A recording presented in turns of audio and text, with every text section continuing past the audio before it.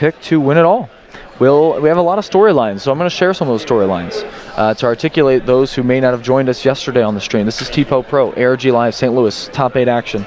These players are set to begin, but just briefly, we have 2 friends in the top 8 that would face each other if they are able to survive these top 8 matches. We also have Patrick Hoban vying for yet another title and securing his place among history. We also have Zachary Leverett, who has really not been able to demonstrate consistency over the last few years in terms of tops, but is more than capable of going all the way and winning this. We also have, again, some local favorites, local players like Eden and Sanders that are representing their respective state very well.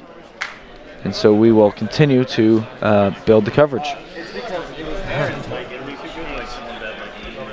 And so as we set to begin, it looks like, again, don't know who this really favors, because contrary to popular belief, Domain Monarchs, while they have a great matchup against PK Fire, Eden just really confident in this matchup and understanding what's going on.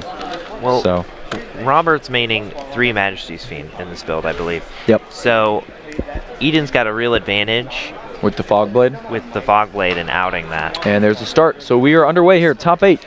And there's a Pantheism for a domain. It's already 1 domain gone if you're if you're Eden. And not that he can't grab another one off of this Pantheism, but we'll see what happens. It's that plus.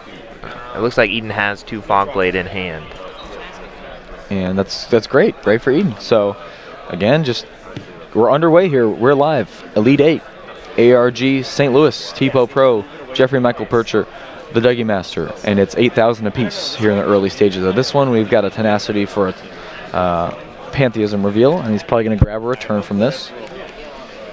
Oh, there you go. And there's already a floodgate. Floodgate on the board. Here comes the return. Or does he grab the domain? I think he's going to grab the domain right here. Yes, there's the domain. Here we go. So this is the setup you want if you're Robert Scarpelli, and he's trying to make quick work of Eden here in this pivotal game number 1. And we've got a domain. And the domain is going to activate. It's going to reduce Erebus in the hand. Erebus is going to come down over the Mithra. Mithra is going to trigger as well as Erebus. And Erebus' effect will send two Monarch spell and trap cards with different names to the grave, Pantheism and Prime, and allow Mithra to activate as well, which of course he may not be able to actually summon anything else, not that he'd even want to. Yeah, I mean, there's so much power in that first play. Like, I mean, he is set up. He's locked and loaded. He's also going to be shuffling back a Fog Blade. Oh, and he did. Oh, man. And so right on cue, I should play Prophecy maybe next turn. Demise Prophecy. So calling the domain, now we're calling, of course, the Majesty's Fiend from the Mithra. And this may be over. So fast. An absolutely devastating look at that first turn for Mr. Salins. And so he maybe have gotten ahead of himself thinking about that top 4 against his friend. He still has to get there, and he's got a long way to go based on that domain setup. I mean, what's really powerful about Robert Scarpelli's deck is he plays so many squires. You know? He does play a lot of squires, but that's the risk you take, and as long as you can slap one down. I mean, again, appreciate the comments on the stream. Appreciate you joining us. ARG Live. This is TPO Pro alongside Jeffrey Michael Percher, and both players locked and loaded here in game number 1 of our Elite 8 matchup. We've got a token on the field, and that token, of course, is brought out by Mithra, the small little Thunder Vassal. And, of course, we have a domain lock with Majesty's Fiend, so no effects, no special summoning from the extra deck. And we've got a gigantic Erebus on the field. So, you know, I had tea this morning, you had coffee, and Eden's had a little bit of the domain lock for breakfast. Boom. And, all right, at least he's still under a floodgate, but at least he got rid of the token for him. Get rid of the token, and that's really important. So did he attack and take the damage? Is that what happened? No, he attacked over the token and the set. And he got rid of that PK that's searching the monster. So still no damage yet. There's the Stormforth. Okay. So this next turn is going to be crucial for Eden. Definitely. So both players just really figuring each other out. Still early on in this one. And again, we are live. ARG St. Louis.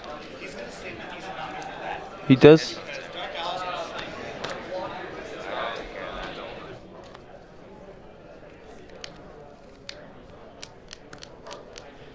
And again, we are live. ARG St. Louis, top 8.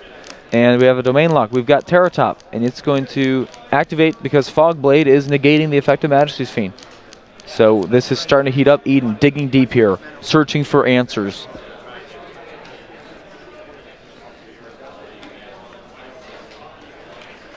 And thank you again for the hashtag domain lock for breakfast 2016. I appreciate that. I think that's a good one.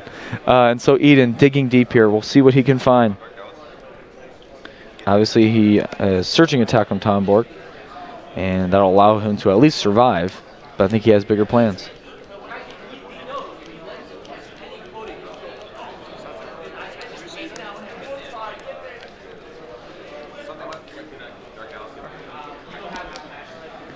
And here we go, looking again. So there goes domain, and wow, this is not over yet, folks, as Eden has overcome the domain lock all the way, and that's exactly what we just talked about. We talked about how Eden plays a card like Fog Blade that can turn off the Majesty's Fiend. He's got Twin Twisters in the main deck to deal with domain, and so it looked like Eden was going to be looking at a 1-0 deficit. Now he has an advantage coming back in this one. Yeah, but there's Aether. So Aether's going to come down. It's going to activate.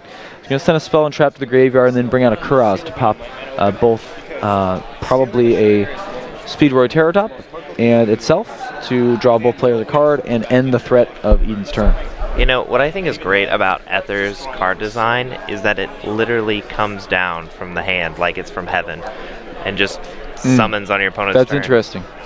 And speaking of heaven, both players praying for a spot in the top 4 and for an eventual championship.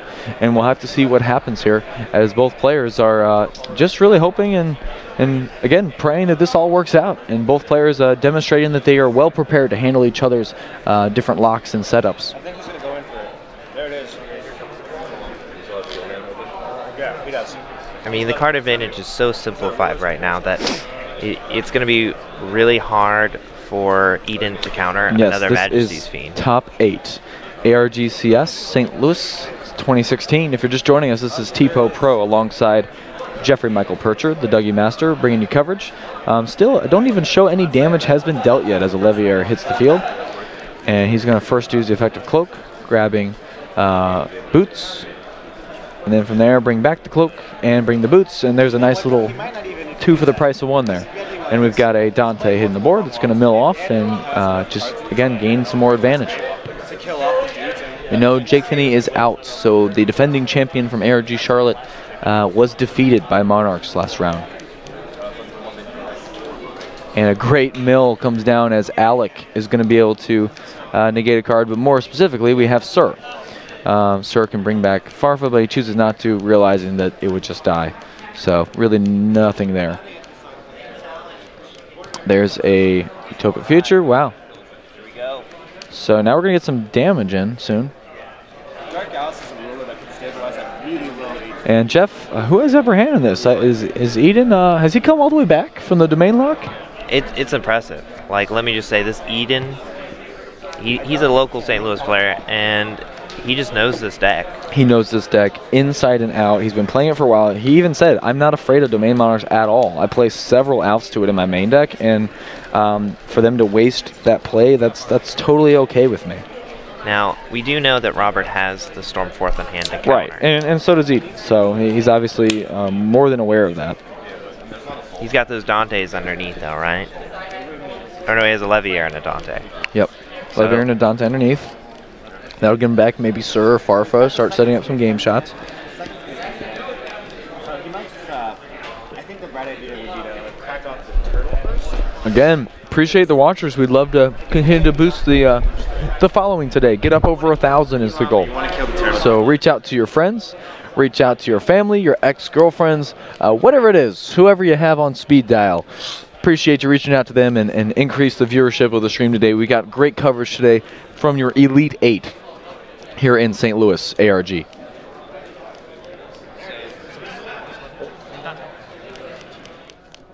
Got a Stormforth Master Stream.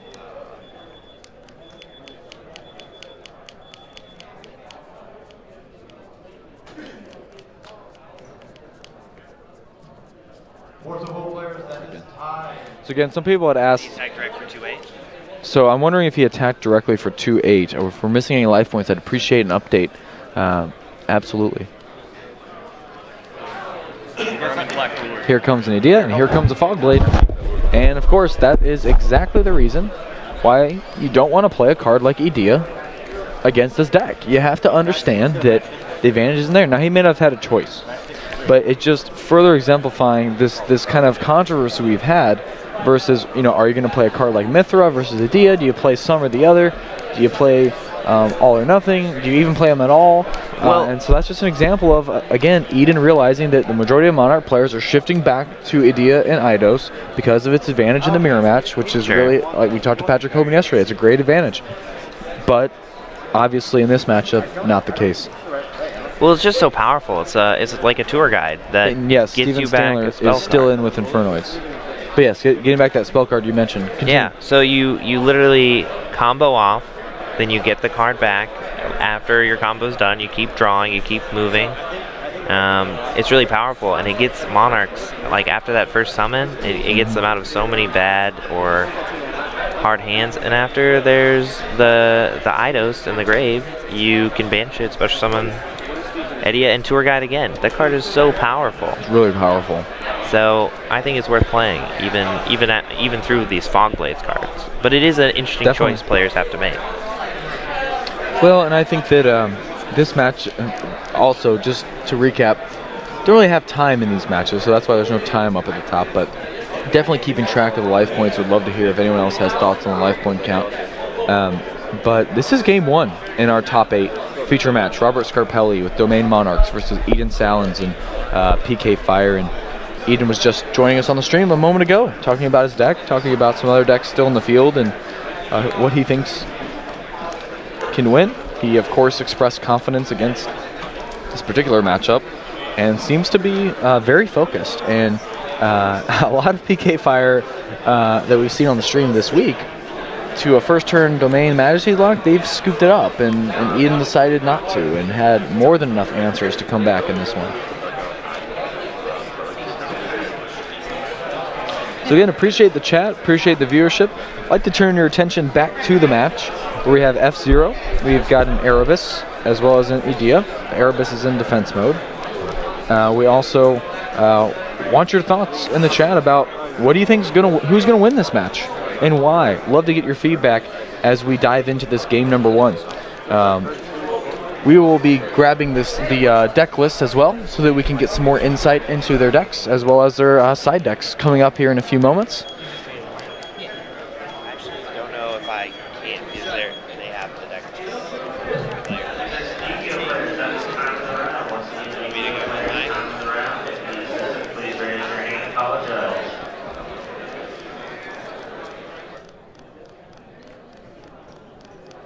And again, appreciate you guys joining us. This is ARG Live's St. Louis, Tipo Pro, your host. And again,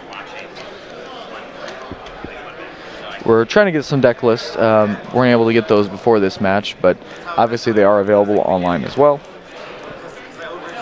The top 8, for those of you curious, is 2 Monarch decks, 1 PK Fire deck, 1 Cosmo Demise, Infernoid Burning Abyss, and of course, I believe we have one more deck, and I believe it is Pendulums. Pendulums by Eddie North making their way. So again, a very diverse top cut as well, and a very diverse top 8.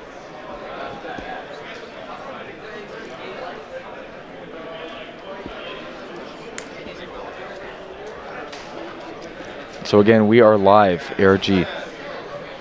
120 players joined us at the beginning of this tournament. Only 8 remain, and Eden Salins and Robert Scarpelli are among them, as they vie for each of their first championships. Neither player has won a Premier Championship, and so both players have a lot on the line, and both have some pretty great chances, as again, they have a 1-8 shot from this point on to win the whole thing. Please call for a judge. And And we aren't able to get the deck list this round. Not that we need them, though. Both these decks are available online. Encourage you to look them up at our Facebook page. ARG Circuit Series does have those in PDF form for your viewing pleasure. Also, a Market Watch update. Throughout the weekend, we've seen several tech cards make their way into the top cut. One such card that we're keeping our eye on is a card piloted by former champion by the name of Jacob Finney, who played a Burning Abyss deck with a Pointer of the Red Lotus, a normal trap card, a Pointer of the Red Lotus. Keeping your eye on, you pay 2,000 life points to reveal all cards in your hand. Look at your opponent's hand, select one card. Remove that card from play until the end phase of your opponent's next turn. So again, Market Watch, it's worth $1.50 as of the close of business yesterday. And already shifting 8% this morning. So a Pointer of the Red Lotus. Pick it up at an ARG store near you or online at arg.com. And here we go. As Majesty Fiend hits the deck again, which allows Aether to attack over the F-Zero. Now, F-Zero is a continuous effect, which does not activate. And I believe in this case, that's actually relevant because Majesty's Fiend isn't really able to do anything. And Aether isn't as well.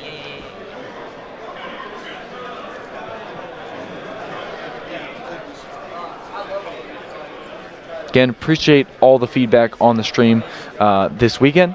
Really enjoy everyone who has stuck with us from the beginning, from 10 o'clock yesterday, and who's continued to help us out with bringing more watchers onto the screen. Would love to continue to get that up over 1,000 as we continue our journey here through the top 8 of ARG St. Louis. Again, this is Tipo Pro as a tour guide is added to the hand of Eden Salins. Fogblade has negated Majesty's effect for the turn, and there's a Maxi. Now, I don't know why he has Maxi in his hand here. I don't know why you'd side Maxi, but I guess he main decked it because we're still in game 1, so I apologize. Yeah, so he still has Maxi, and that's not a good draw in this matchup, but could at least get a little bit of a benefit from Prime. And Jeff has rejoined us. And Jeff, thank you so much for your time. For those of you that aren't aware of my partner here, this is Jeffrey Michael Percher, who's been on the competitive scene for a while. He hails from Kansas City, Missouri, and he is joining us for Top Cut coverage. Jeff, welcome again to the booth. Glad to have you. Any thoughts on the match so far? We're still gridlocked here in game number 1. Both players really preventing any sort of damage. I think this is a great game. Yeah, no, I feel like, I mean, they're both in a pickle. Wait, why call a judge? There's so much advantage being gained by the Monarch player, and eventually he's going to get it out. Yeah. Eden really needs to find some way to push out. And so he just destroyed those 2 Monarchs, did he not? He did. That F-Zero, but no damage. Is putting in work. No, he's just crashing. So no damage, just crashing. And so, kind of interesting that we've gone this long with no hits at either player's life points. And yet, this game is about as deep into a game as you can get. These 2 players laying everything out on the line. If there was ever a feature match to look at, it's this one. I mean, this has had it all, folks. It's had the domain lock. It's had a comeback. It's had F-Zero. It's had really just Robert continuing to add pressure. I believe he drew an Upstart Goblin in his hand. So, I mean, this is a feature match for the ages here so far in our top 8 here in St. Louis. And really, it's any player's game right now. F-Zero just really controlling the game right now, though. So, I still think Eden has this one. Okay, here we go. And there's a great time to activate Maxi. He's going to get a lot of value from this idea. And again, we're here in ARG Live. It's just past 11:20 Central Standard Time here in St. Louis, Missouri. And we're actually in Collinsville, Illinois. There's no time on the top cut. So it really, again, is another advantage to being here at ARG. So you can look at each other's deck lists. You can also intentionally draw, and you have extended time in Final Cut. So it really rewards being a good player. And it really encourages skill, encourages strategy, and encourages decks that aren't disadvantaged by time. We mentioned it earlier how I feel like, this national season if you don't play a deck like Monarchs, it's going to be really hard to win in time against decks that can take so much time. Yeah. And especially a deck like Prophecy, where you could take a legal 30 seconds to activate a card, search the next one, take another 30 seconds, and really start to milk the clock, so to speak. And not that I'm advocating that behavior, but it's just another benefit of these ARG events. If anybody watched UK Nationals, there was a player there in the finals who played so fast, so quick, so amazing. And Jared Stone. Jared Stone. Knows his deck inside and out. Plays very quick for a Monarch deck. Yeah, and I think that's how all Yu-Gi-Oh players should strive to be. I feel like if it's not one card after another, there needs to be some kind of penalty enforced, because this is getting ridiculous. It's getting really bad, and I think that we need to borrow from another game like chess.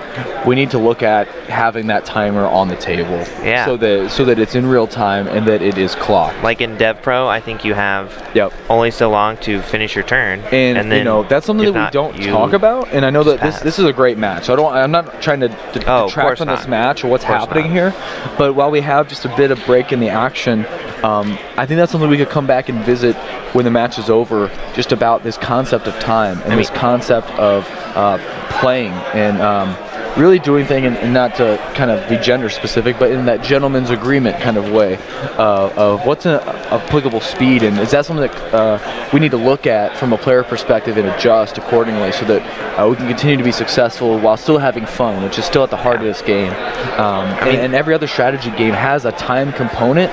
And not that this one doesn't, I just think the game has evolved beyond the framework that's been set in stone from the beginning. No, that is a great point. I mean, when these rules were set down, did we have extra decks? Did we search our deck so many times and shuffle and cut? Like, yep.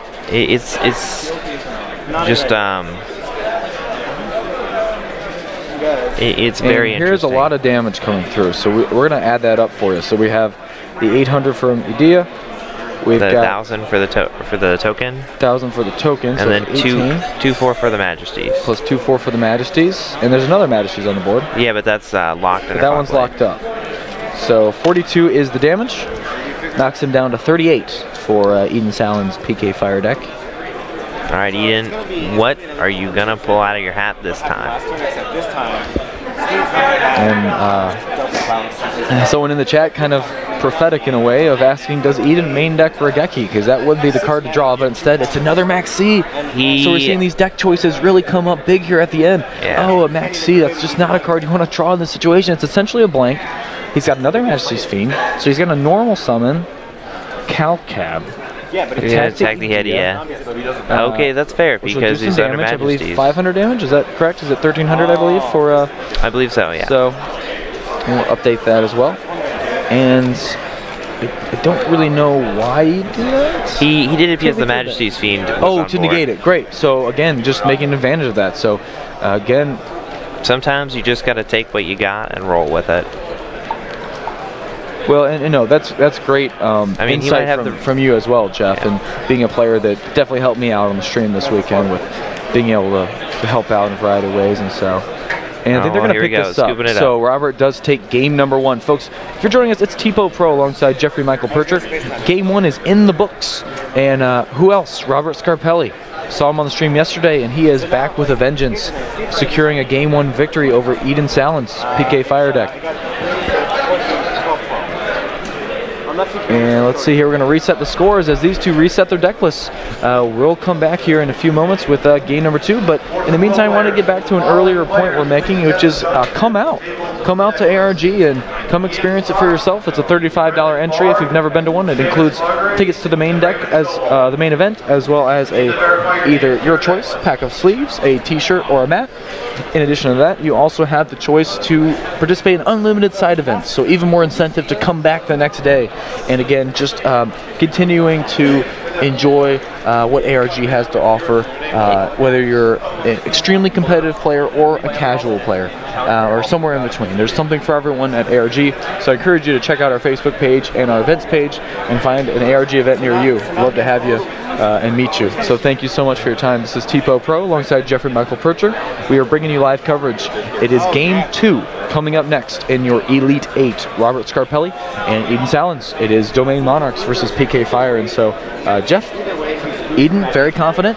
We saw that because he main decks Maxi, he drew them back-to-back turns, wasn't able to come back. How does he respond? You know, it's frustrating. Maxi, I almost feel like it's not as good. I know it's crazy because people still special summon, but I always feel like I draw it too late, and then it's not good because there's already a board on. Oh, it's worthless if that happens. If you have it, great, but if you don't, like you almost lose because you can't deal with the board that's put on. So. Yeah, here's my thoughts on so Maxi. Much floating and recursion. And I would really love to hear feedback in the stream while we set up for game number 2. Maxi's a card that it seems like it's found its way into the main deck of nearly everyone. But the game is so complex now, and the game has evolved to a point where decks can all stop. There is no deck that cannot stop right now in competitive competition. And because of that, Maxi a lot of times is being shotgunned for no value, for a minus, just to prevent them from building up advantage, or you're breaking even. In the rare case where you get a +1, what is that card doing that if you weren't playing Maxi, you could have just drawn it sooner? Yeah. So I really think that Maxi is kind of a card that's fallen victim to this groupthink, where we all kind of think the same way, and because we're looking at these deck lists and copying them, everyone's just sticking them in, and it's not really, in my opinion, a great meta call at all. Whether or not, and we haven't even talked about if your deck's wanting to go first or second, and obviously how if you're building your deck to go first, you shouldn't play Maxi and all that. So anyway, back to the action. We've got an Aura of Darkness activated, banishing a Boots and a Calcab, being special summoned from Eden, as well as a normal summon Sir. So that Sir really needs to hit here, but he chooses wisely, I think, to detach the Calcab instead. And there's a Farfa, a Foolish, and a Twin Twister. So 1 out to the lock, gone. And there's 2 to the back row. Eden Salins. I think it says a lot that Eden is going first. I think it's interesting. I wonder if he just and now Roberts, he's definitely unbricked with the tenacity and the extra card. Oh man. And again, we're not advocating that Maxi should be hit. We're just saying that it shouldn't be played. It's just not a very good card in the current metagame. It's probably better to play more bomb cards that maybe fringe at best against certain matches, but they just can win other games single-handedly, like a main deck Curse Seal against Monarch, or maybe a Rogue Twin Twister in a deck that doesn't normally play it. So we've got a Pantheism for a Prime here, and that's exactly what the doctor ordered for Mr. Scarpelli. Yeah, honestly. And he continues to do some clinical work here in game number 2, as just going through the motions of a normal Monarch setup. Yeah, and a lot of people are saying in the side or in the stream that Maxi is a good side card. It is a good side card. It's a good main deck card. It just, the problem is if you don't open it, you lose sometimes. Well, and Vile Muffin, I'll call him out because he has a really great point. That I think Maxi gets most value when you're playing a deck that can OTK them, and so you can stop them, get more cards, combo pieces, and then go right back. Where I see people making mistakes with Maxi is siding it in a deck like Cosmo of Demise, for example, where if you're still using Demise, Maxi isn't very good. And also, those extra cards are just traps, and so you have to then set them, and you don't do anything. And so it's really good in a combo monster-heavy spell lineup as a pseudo floodgate that can allow you to counter push. But in decks where you can't counter push, where you're just setting traps, and like more of these kind of control-based decks, I don't think it's worth it at all. Yeah. So anyway, back to the action. Looks like Mr. Scarpelli is thinking here on the Pantheism reveal. You know, and I really believe BA is one of those decks that can play that I'm gonna summon a lot of monsters, but I can also play a little control. Right, there's definitely elements there. So we're seeing 2 Pantheisms and a Tenacity. Eden, I would expect, would just pick a Tenacity because he knows he already has a Tenacity in the graveyard, and that's, of course, what he does. So he does give them the Tenacity, which will allow him to use that Tenacity, or use the effect of Eidos instead. So Eidos, maybe we see a Majesty Scene here, I'm not sure. There's a Fog Blade. So again, Eden showing why a card like Red Layer, Mithra, Brilliant Fusion, a lot better in that situation than just the lone Eidos. And that's why, you know, the Domain Monarch deck is very linear in that way when you play Idea and Eidos, where you really just have one summon, whereas traditionally in an XYZ Monarch variant, you have really an XYZ summon and a tribute summon in one turn. So Robert stopped in his tracks by a Fog Blade. Again, appreciate the watchers. Appreciate Local Champ making his way back to the stream. Appreciated your feedback yesterday, as well as keeping up through the stream with us. Always appreciate our viewers who continue throughout the tournament from start to finish. It's good to have you along with us, and appreciate your insights as well into the games. Yeah, and as we're watching this game, I would really like to hear what you guys think should hit on the next ban list. There's a Milled Terratop as well as a Scarm. Farfa is going to come back. Okay. And so I think Eden's going for damage here, since he's got a weak opening, and hopefully trying to dig to another Fog Blade.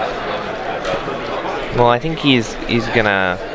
Man, I wonder if he's gonna try to go for game. It's very possible, very, very possible here. And again, if you're just joining us, ARG Live, St. Louis, TPO Pro, your host, along with Jeffrey Michael Percher, the Dougie Master, coming at you live from ARG St. Louis. This is Game 2 of our top 8 feature match between Robert Scarpelli's Domain Monarch and Eden Salins with his PK Fire deck. A lot of diversity in the top cut. We've got a couple of Monarch decks, a Cosmo, a Pendulum, and a couple BA variants, not the least of which is our interesting BA Infernoid mashup. And here's a Stormforth being activated, and there is a Mask of Restrict in response. Does so Robert Eden, Scarpelli very have the confident. answer? You can see the look on his face as he is just kind of fiddling with the cards at this point. He knows that it's doing quite well.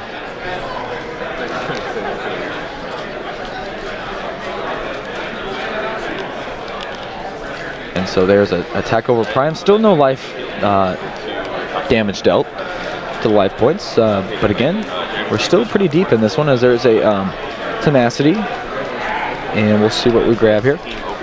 There is a Pantheism. So just trying to dig for outs, which makes a lot of sense. And that's why he kept that Tenacity before figuring out what all this back row is about. I mean, he is just one Twin Twister away from outing Eden's board. Yep, definitely. It's really all it takes. So, and I think that's what's so scary about those draw cards, is that giving you some more insight into the coverage. In our other matches, we do have Patrick Hoban still locked in with Carlos Medrano in their top 8 match. Dirk Wagner watching on with anticipation. We also have the winner of an earlier match, Eddie North and Michael Campos, duking it out. Hey Judge, is it possible that you can get us the like totals from that game without disrupting the players? Thank you so much. Alright, we're gonna have to do it. Very not and because he wanted to see what happens here. Still waiting to find out. Eidos is in defense mode. And again, appreciate everyone joining us. Feel free to join us throughout the rest of the tournament. We still have a lot of action to go. We're here in our top 8 match. Eden Salins, Robert Scarpelli, PK Fire, and Domain Monarchs. And so right here, still no damage dealt, but both players just continuing to... And there's an anti-spell on the standby, so you have to chain this Twin Twister here. Doesn't have it though, so he's going to set Pantheism and pass. So Eden just capitalizing on a very strong combination of anti-spell, fragrance, and Mask of Restrict. So just to give you some insight, we talked about it yesterday.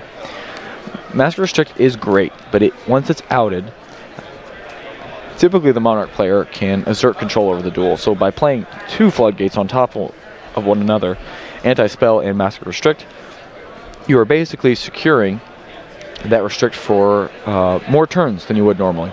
And so as we are gridlocked here in Game 2, we also have anti-spell, fragrance, and Mask of Restrict. So we are gridlocked here so far.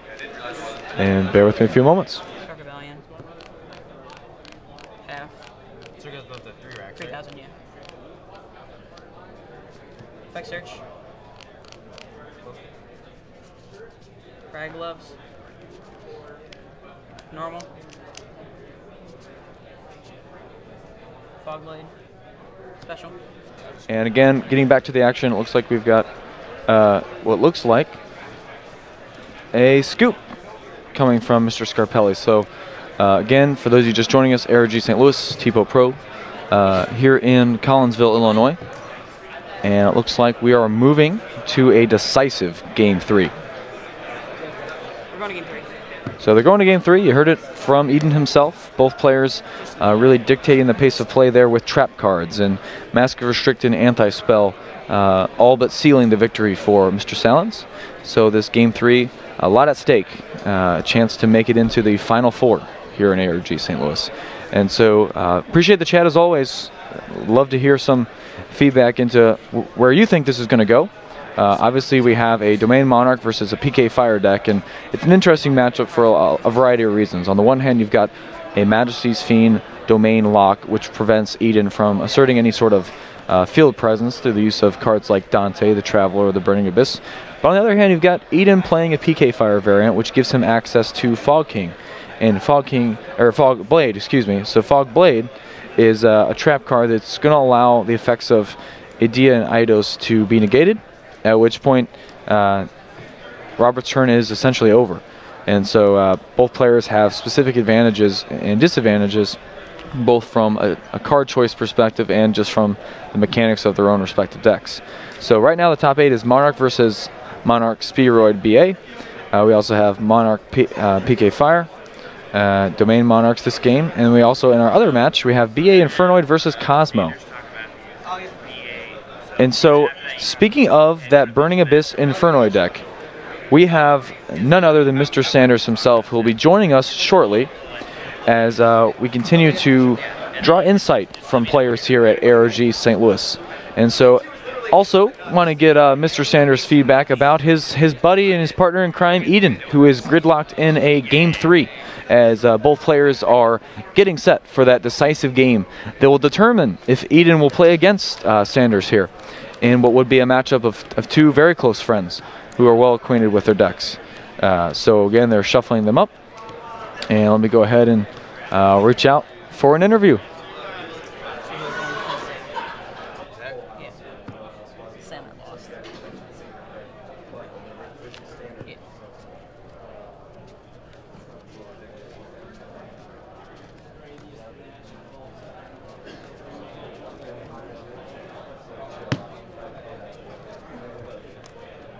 So you want to go second, right? No, I'm good. I'll start. Oh, you sure? Oh, man. All right, so again, fans, appreciate your time and watching the stream.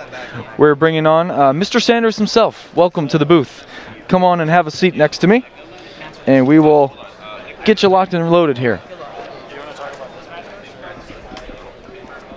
And so for those of you who are watching, our fan favorite and our choice to win the whole thing is sitting right next to me now.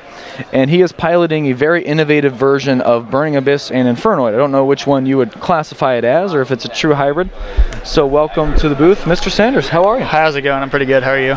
Great. And so if you're just joining us, we are gridlocked here in game number 3 of Robert Scarpelli and your friend, Eden Salins. Yeah, we go to the same local. PK Fire. And so I talked to Eden before the round, and he said he felt comfortable with this matchup, really kind of understands how to approach the Domain matchup. He also kind of hinted at a potential top 4 match against yourself. Yeah. Some thoughts on Eden's deck as well as your own? Yeah, I think PK Fire is pretty well positioned in this format. It seems to be doing pretty well for him, but as for right now, the Majesty's Fiend seems like it's putting in a good deal of work. And so, obviously, the deck list went up last night.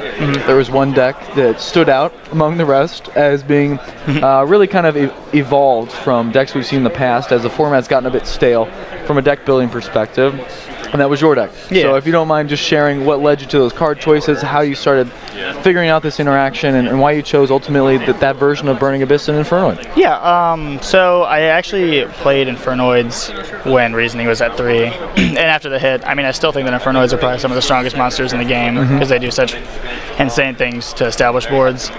And after Reasoning went to 1, you had to figure out a way to incorporate some way to get the Infernos in the graveyard, because the Lightsworn engine, I mean, obviously wasn't getting there. Yep. And I mean, really the deck wasn't even consistent enough when Reasoning was at 3. Did you try Left Arm Offering? Yeah, those builds just didn't seem to work, just very inconsistent, especially if the Reasoning didn't hit well. I mean, you basically just lost the game there. Yep.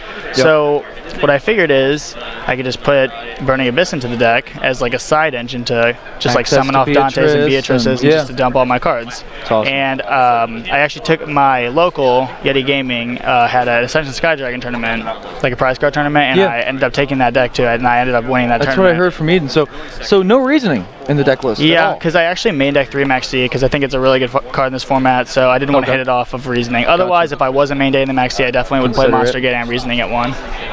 That's interesting. Another Infernoid deck that's got a lot of buzz on the stream in the chat. Some questions about this Goyo Defender version. I don't know if you've had a chance to see the combos. No, yeah, I actually. And if you had tried that and still kind of ruled it out. Yeah, I saw the deck list atop the LA Regional with the Goyo Defender version, and I really did like the concept. The only thing is, in this format, every single deck, like I would say 80% of decks want to go first, so that deck is very heavily reliant on winning the dice roll. So, whereas yours is not. Yeah, and I position my deck to where I always want to go second because drawing 6 cards is very good because you get another card. Good. And also being able to like out-establish boards with Infernoids and Dantes and Beatrices, I think is just really good. Also like Sestamias, like banishing cards without targeting, very good against Cosmo and such. Yeah. So obviously we have a pivotal game 3 here with your friend Eden against Robert Scarpelli. Robert playing a Domain Monarch deck, but 2 Dantes are on the board.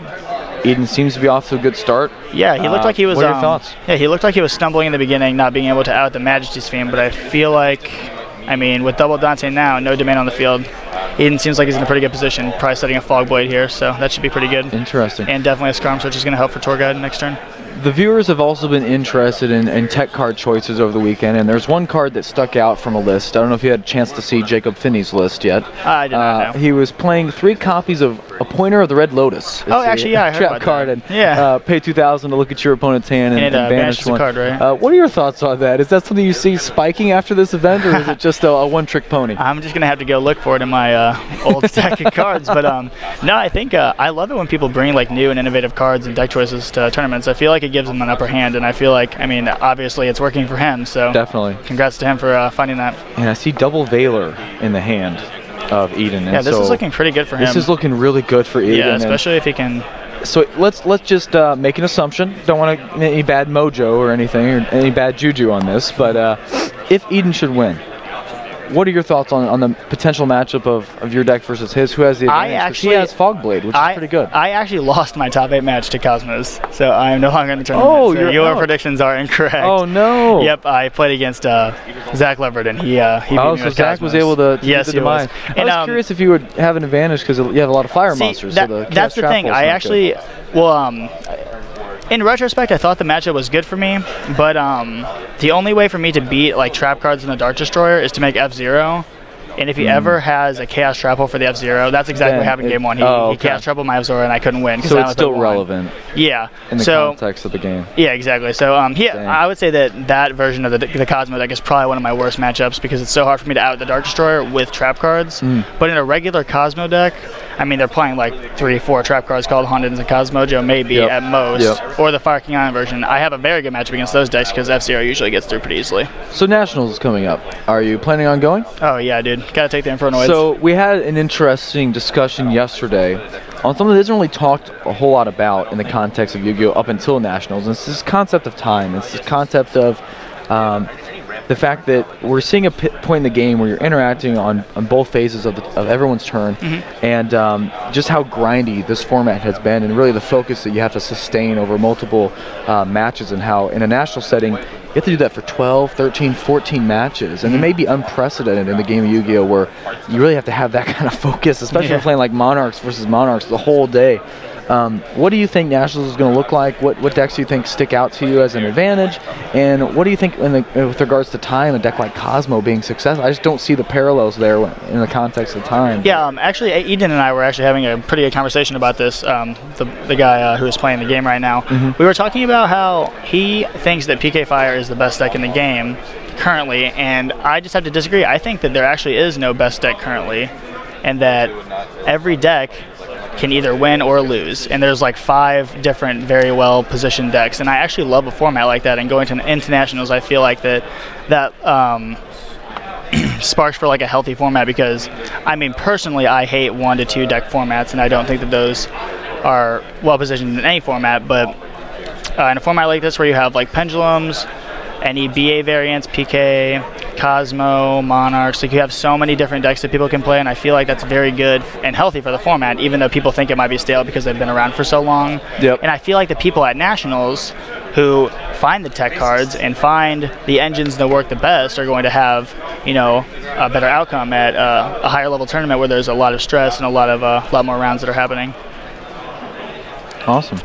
Well, Mr. Sanders, appreciate your time on the stream. Thank you. Thank you for appreciate having your me. insight into your deck as well as what you think, you know, Eden's going to be able to accomplish here moving on. Yeah, it's always a pleasure. It is a pleasure. Appreciate Thank you, sir. I appreciate it. Thank you for having me. Have a good one. You too. So again, we are bringing you live coverage, ARG Live, with TPO Pro. We just talked to the gentleman who played Infernoid BA, Mr. Sanders himself, and again, appreciate his insights into this particular match, and that match is over. So Eden has won and made it into the top 4, and we're really excited to have a player here from the local scene making his journey into the top 4 and looking for his first championship. So again, it's interesting, you know, another concept we haven't talked about is how it used to be in the game of Yu-Gi-Oh! That you really had to pay attention to the life points during a match, and now you just know when they pick it up who wins. And so sometimes the life points don't really end up mattering as much as far as tracking them in the game. It's pretty clear what's going on. Looking out over the concourse here, we do have Carlos Medrano and Patrick Hoban locked in what appears to be a game 3 of their own. So curious to see if Patrick is going to emerge victorious from this. They are in a XYZ Monarch mirror match. Again, appreciate everyone on the stream. Also appreciate all of you in the chat and continuing to stay focused and to stay engaged with our stream. Appreciate all the watchers. And yes, so we just found out that our dark horse of the tournament, Mr. Sanders and his Infernoid BA deck, has lost. And of course, of all the decks in the top cut, he did not want to play against Demise Cosmo. But that was the script, and that's all she wrote for Mr. Sanders. And any thoughts on Sanders' deck? Yeah.